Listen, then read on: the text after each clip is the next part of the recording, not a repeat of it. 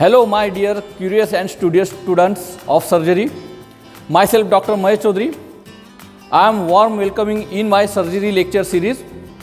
These surgery lectures contains entire surgery with radiology, anesthesia, and orthopedics with video. So stay tuned with me. Let's start.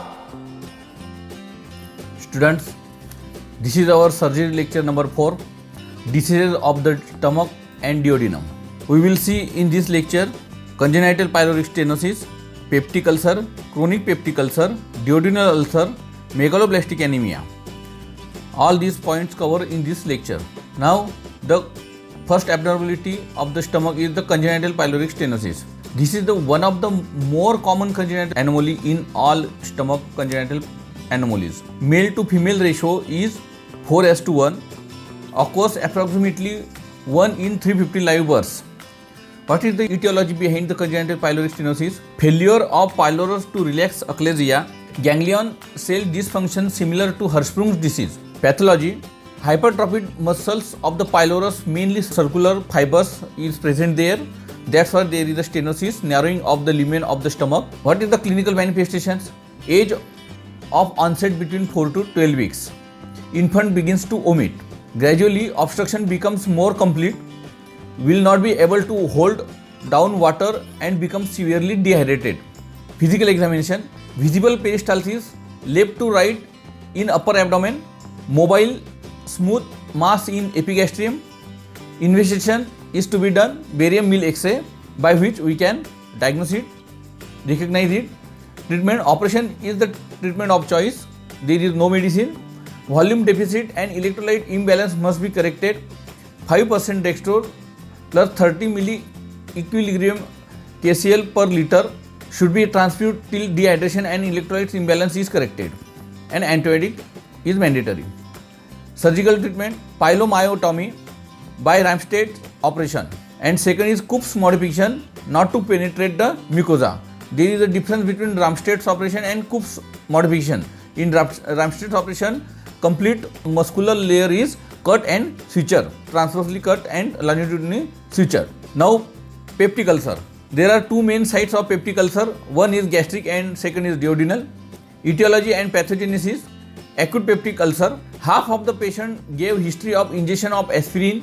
Betazolidine occurs following stress, called as stress ulcers. Upper GI bleeding is common. Higher rate of acid secretions and higher gastrin level with head injury may increase vagal activity. These acute ulcers seen after cerebral trauma, neurosurgical operations, that is the Cushing's ulcer. After major burns, acute ulcers may be seen, that is the Curling's ulcer. Within first 48 hours, multiple acute erosions may develop in stomach in burn cases. Patients on steroid may develop acute ulcer known as steroid ulcer. Now, chronic peptic ulcer, gastric ulcer. Patient secretes low normal or below normal amounts of acid. Only 5% of patients may demonstrate acid hypersecretions. Diminish mucosal resistance due to ability to resist the effect of acid pepsin digestion. And second cause is the pyloduodenal reflux due to regurgitation of bile and other duodenal juices in stomach. Third is deficient mucous barrier. Mucous protein normally from digestive effect of hydrochloric acid and pepsin. Barriers becomes deficient gastric ulcers may develop. Fourth is the mucosal trauma. 85% of gastric ulcers occurs along the laser curve. Fifth is the local ischemia. Mucosal ischemia due to any region, that is excessive stress and strain. Antral stasis. 95% of gastric ulcers occurs on the laser curvature near the incisura angularis. Seventh is NSAID. Consumption of NSAID, non-steroidal anti-inflammatory drugs. Long-term ingestion of these drugs. These group drugs, also called as ulcerogenic drugs. Disruption of mucosal carrier cause ulceration.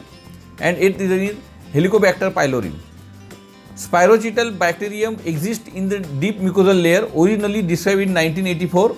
H. pylori is small, curved, gram-negative microphilic rod with multiple polar flagellae. H. pylori plays an important role in etiology of gastric ulcer diseases. Infection due to low socioeconomic group. Now, duodenal ulcer. Acid hypersecretion, overproduction of hydrochloric acid by stomach.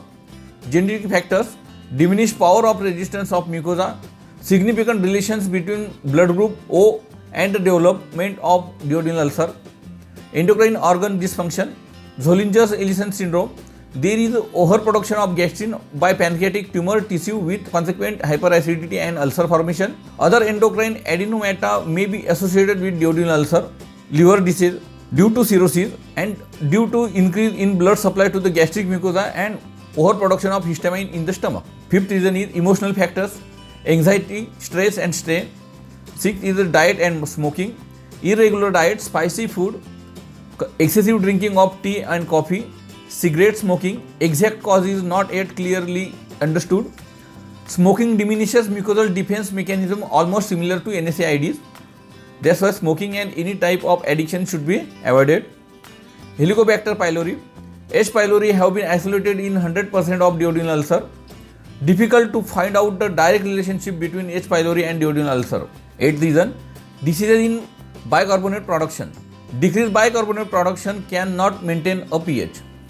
Now the pathology of the duodenal ulcer is 90% of chronic ulcer develop in the first part of the duodenum.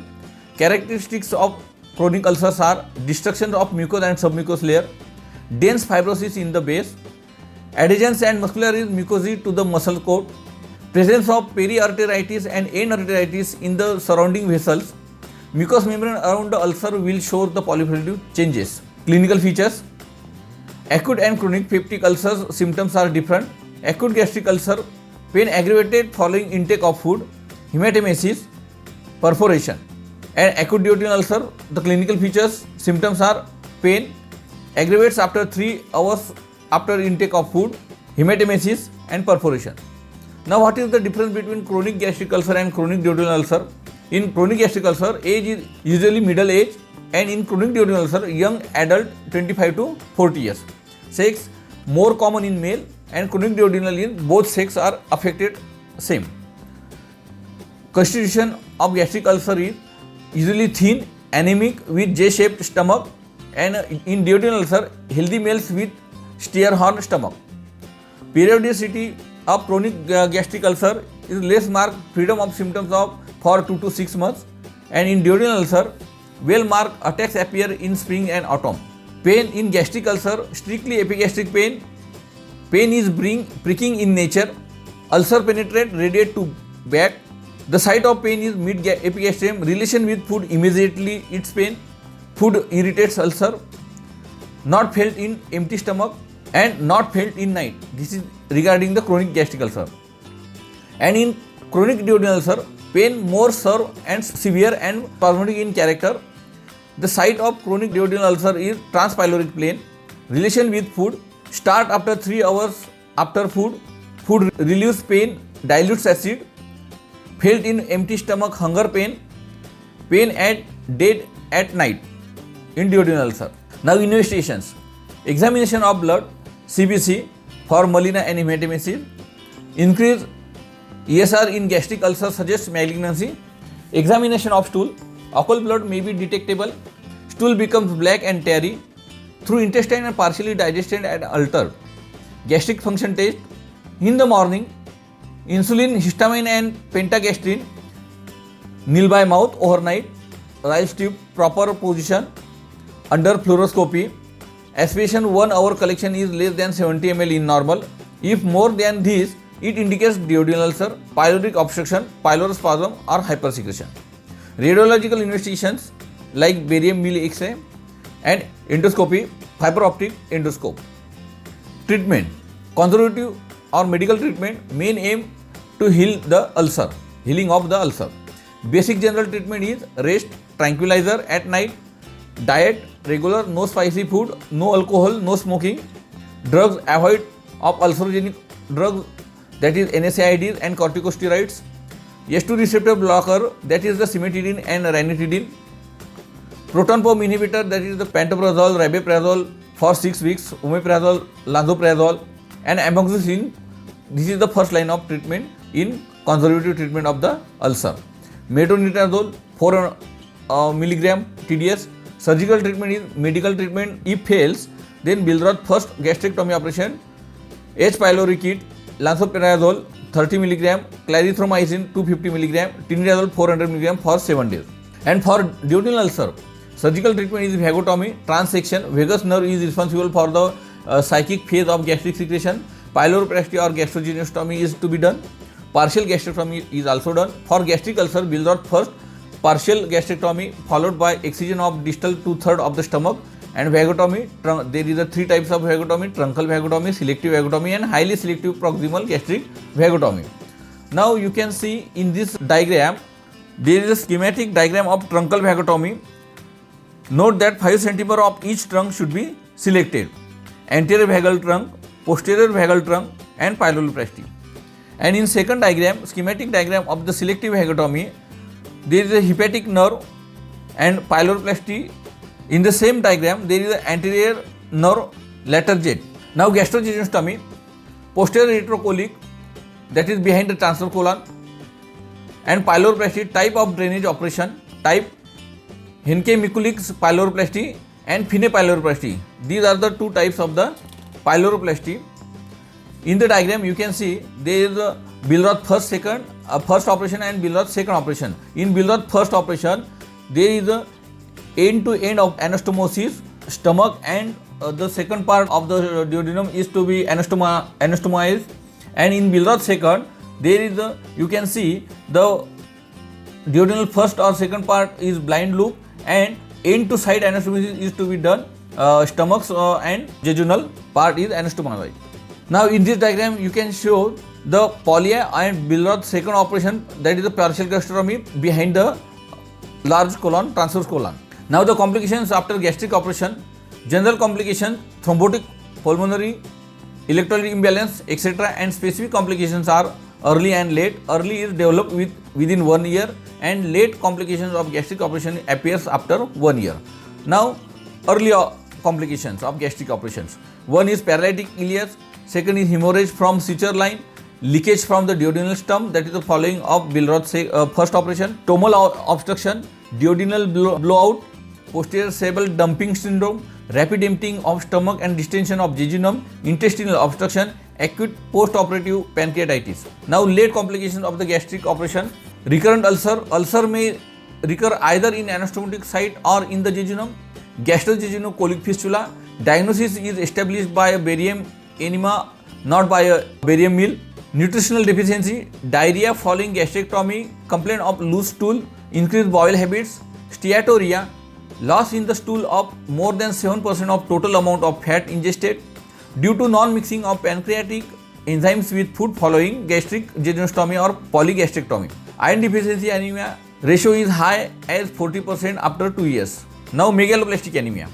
5 to 10 years after the operation of gastric ulcer, due to the gastric mucosal atrophy, megaloblastic anemia develops. Intramuscular vitamin B12, that is the cyanocobalamin, 100 micromilligram per weekly is to be given. Vitamin B deficiency common when the duodenum is bypassed. Symptoms: ankylostomatitis, glossitis, and peripheral neuritis. Calcium deficiency is also there. Decalcifying the bones, that is the osteoporosis. Weight loss due to reduced absorption of carbohydrates, fat, protein, and different minerals from proximal intestine. Fourth reason is the intestinal obstruction. Fifth is the alkaline reflux gastritis. Sixth is the tuberculosis, shows a sign of increased susceptibility to pulmonary tuberculosis due to malnutrition. Gallstones, increased incidence of gallstones following all types of gastric surgery, mostly vagotomy.